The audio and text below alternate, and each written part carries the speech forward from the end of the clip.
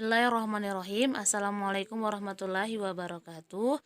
Di sini saya akan mempresentasikan judul makalah saya, status anak zina, membongkar dan memindahkan mayat dalam kuburan. Sebelum saya memulai presentasi saya, alangkah baiknya kita perkenalan dulu ya, karena ada pepatah yang mengatakan tak kenal maka tak sayang, benar kan? Oke, nama saya Wardah, saya dari Prodi PGMI IAIN Gajah Putih Takengon. Marilah simak presentasi berikut ini. Hukum zina.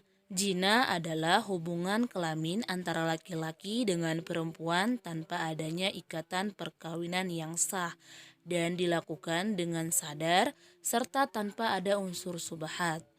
Jadi teman-teman gak kebayangkan ada laki-laki dan perempuan saling berzina, mereka akan dikenakan sebuah hukuman dari Allah. Apa itu hukumnya?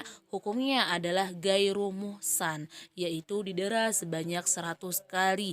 Na'udzubillahi min dzalik. Semoga kita selalu dalam lindungan Allah Subhanahu wa taala. Amin.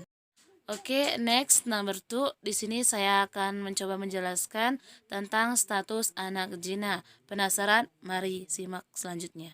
Status anak zina. Anak zina pada asalnya dinasabkan kepada ibunya, bukan ke bapaknya.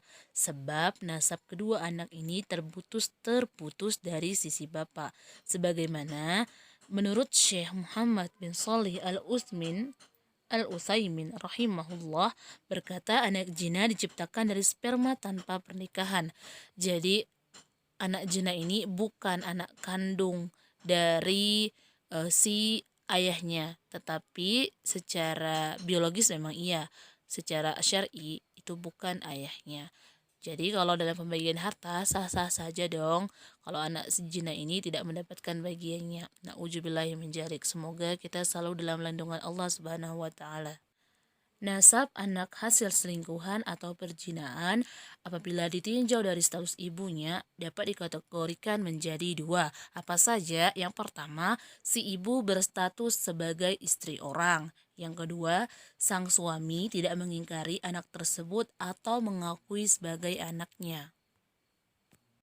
Oke, setelah itu saya langsung menjelaskan hukum membongkar dan memindahkan mayat dari kuburan.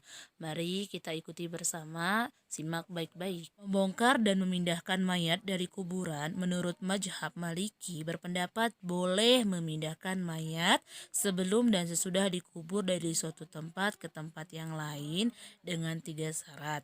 Jadi teman-teman, syarat yang pertama, mayat tidak boleh rusak ya, terpecah-pecah begitu. Yang kedua, tidak boleh menodai kehormatannya, misalnya memindahkannya dengan cara yang menghinakannya. Yang ketiga, dipindahkan karena kepentingan. Nah, teman-teman, di sini saya juga menjelaskan bagaimana sih hukum membongkar kuburan.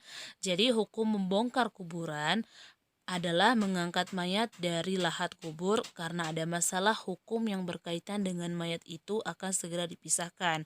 Jadi hukumnya di sini lebih mengangkat boleh dipindahkan atau boleh membongkar mayat untuk menjalankan perintah agama dan tidak menyulitkan orang hidup. Hukum memindah makam, hukum asal membongkar kuburan atau memindahkan ke tempat yang lain adalah terlarang. Sementara sesuatu yang terlarang bisa menjadi diperbolehkan jika ada alasan yang benar yang disyariatkan. Mungkin hanya demikian yang bisa saya sampaikan, saya terangkan, semoga jelas dan bisa diamalkan dan tentunya bisa bermanfaat untuk kita semuanya. Tadi sudah saya terangkan bagaimana hukum zina, status anak zina, membongkar kuburan, dan hukum memindahkan mayat ya. Hanya demikian, jazakumullahu khairan. Assalamualaikum warahmatullahi wabarakatuh.